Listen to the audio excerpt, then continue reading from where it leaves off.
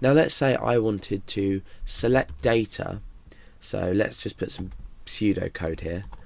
Select data, or select the username from users. So this is our table here, where the ID is equal to 2. So this is what we call a query. This is in pseudocode at the moment. I haven't, well, almost, it's just English language.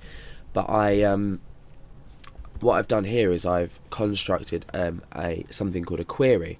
And what a query does is it allows us to use specific syntax. This isn't specific syntax at the moment, to select information from different parts.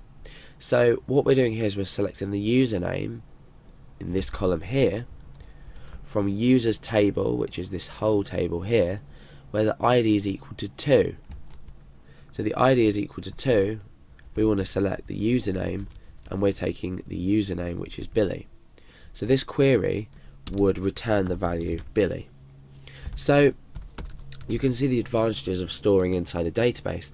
It might look complicated at this stage, but when you start to use it inside PHP, PHP makes it very easy for you to extract data, even insert data, and perform a variety of queries, etc. And that's done through MySQL. So you can also have other tables. So we can have table, let's say, uploads. We might have allow users to upload files. Now why is this going to be useful?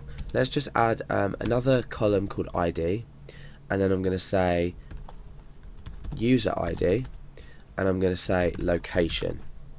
So the ID will again be auto increment, but this time user ID, what we're doing here is we're referencing the user ID back to this initial ID, because that is the user's ID. So you can call these column names anything you like, but I recommend something of the similar structure.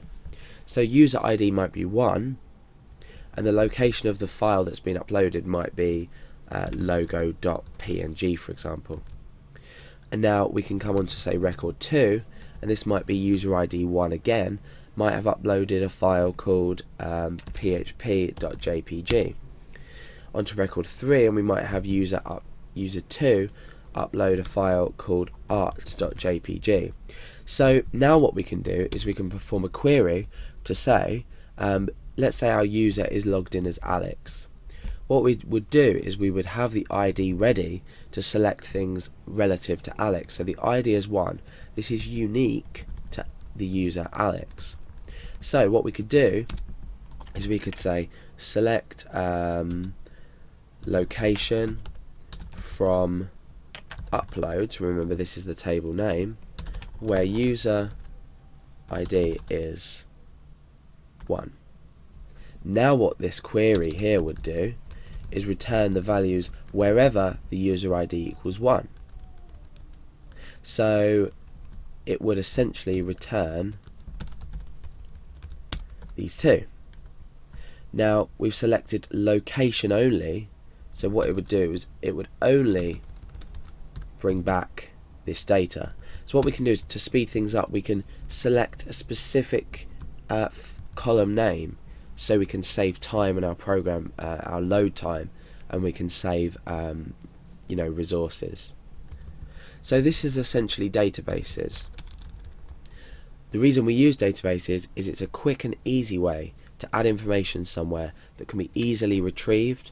We don't have to deal with text files, we don't have to deal with comma delimited files or space delimited files or tab delimited files, which would look something like Alex Garrett phpacademy.org. We could have maybe 1 there. We might have 2 Billy Garrett and nothing. So to do this, we would need to open the file. We would need to use an explode function to get rid of these commas and put this into an array. Then what we would do is we would have to select a specific part of the array, so either 0, 1, 2 or 3. But by putting it into a database, you're creating almost something that you can visually look at, you can visualize as a whole, and extract specific data and insert specific data. You can also update data really easily as well with just a single query. So that's an introduction to databases. Like I said, we're going to be using the database MySQL, which is sometimes pronounced MySQL, and SQL stands for Structured Query Language. Now, I've been talking about queries, and this is exactly that. We have a structured query in which to retrieve, update, delete, create anything inside of our table. So this is just the name of the database we're going to be using.